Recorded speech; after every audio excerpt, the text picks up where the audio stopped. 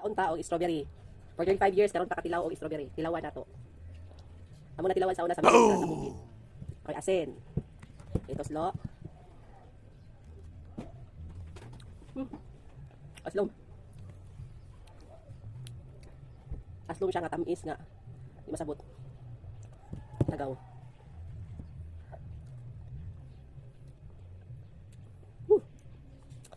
Nga ni lasa day no. Ang mga dato ganahan man ani ang pobre luman man.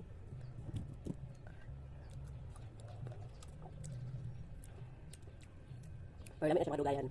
Ang tamis na kadugayan. Nanadak dila. Dako pa siya sa akong kumagko.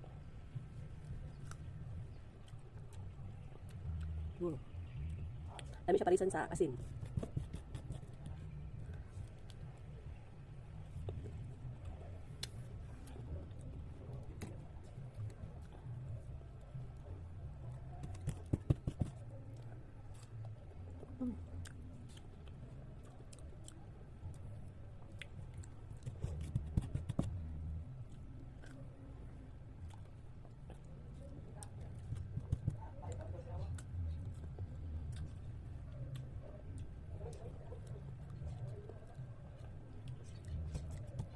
From Baguio daw ni nga strawberry.